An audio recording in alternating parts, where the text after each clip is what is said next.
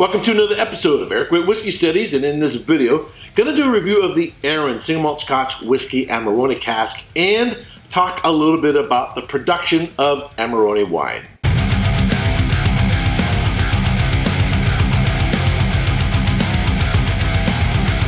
So there are different types of wines.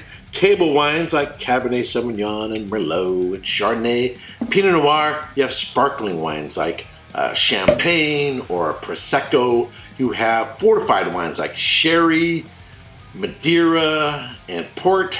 You have botrytized wines like Sauternes. But you also have wines that are made from desiccated, dried grapes such as Amarone or Pedro Jimenez. If you ever had a whiskey aged in Pedro Jimenez cask or Peg's cask, it's a desiccated grape. It's a dried grape. They put it on mats and dry it.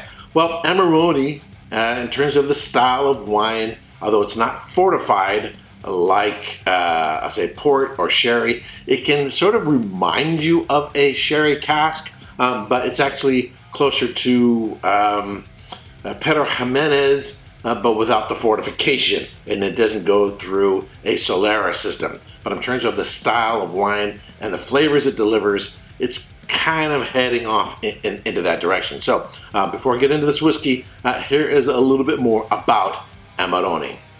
Amarone, or Amarone della Valpolicella, is made in the Valpolicella wine region in the lowest foothills of the Alps just north of Verona.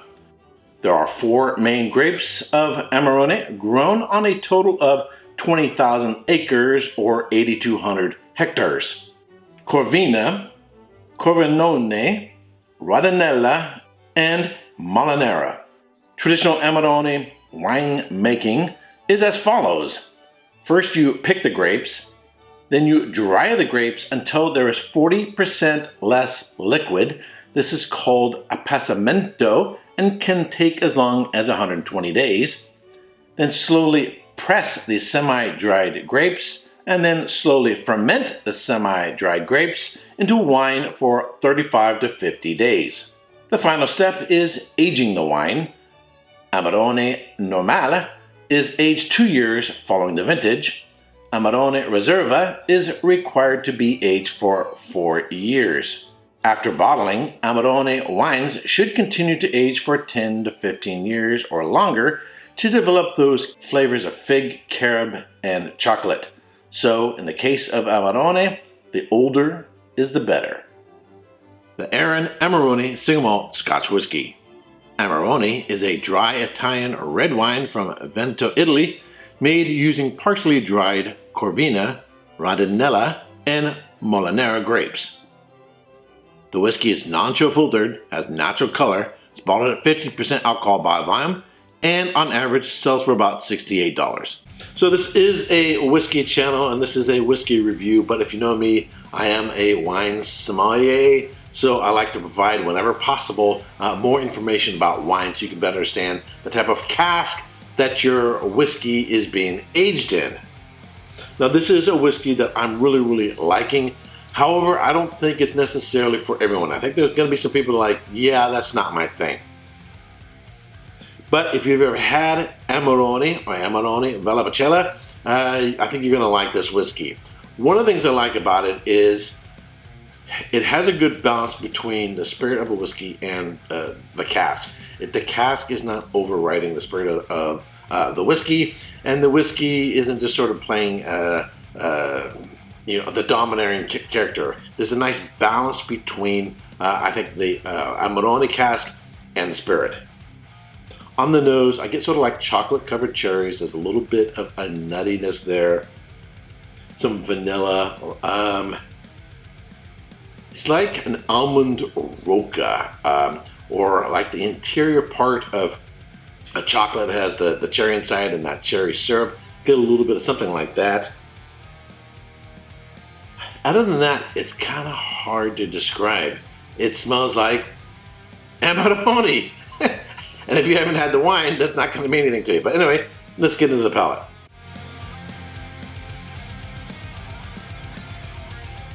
So, a lot of these new whiskeys coming out of Arran and you've heard me comment if you watch my other reviews, a lot of them are really, really young, and there's a sharp edge to them, a bite to them, which it's a matter of whether you like that or not. This, and I think it's because of the type of cask that they're using, has sort of rounded off the edges to it. It has a viscous, creamy, a little bit of a thick feeling to it on the palate. It has a sense of richness to it.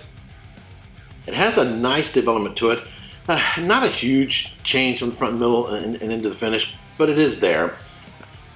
Chocolate covered cherries, vanilla, caramel, nougat, so like the interior part of a candy bar. I think of like a Snickers.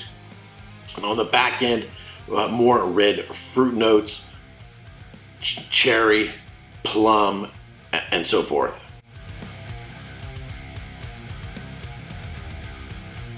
There's a little bit of a nuttiness there, a little bit of a saltiness there, and it's that sort of salty, chocolate-covered cherry candy bar character that goes into the finish. This whiskey is not super sweet. There's a little sweetness there. It's a little on the drier side. By that I mean not being sweet. Sometimes people associate dryness with tannic, sort of an astringency. It's not an astringent whiskey. It's just not super sweet. It has a moderate amount of sweetness to it, but it's mostly sort of a dry whiskey. The finish is, I would say, somewhat moderate. It's not short, it's not long. One of the most appealing things about this whiskey is I like the mouthfeel. I like that sort of soft, almost like a thick mouthfeel to it, which is really, really nice. Which, along with the flavors to it, I think it conveys a sense of richness to it. And if you ever had Amarone, Amarone is a richer style of wine. All right, so what would I give it in terms of a score? I'm gonna go a solid 89 points, What would I want to give it, want in terms of get it higher than that, get it over the 90, more variation in the front, into the middle, and into the finish, and maybe a longer finish as well. It is, for the most part, the same all the way through, but what is there, I really, really like.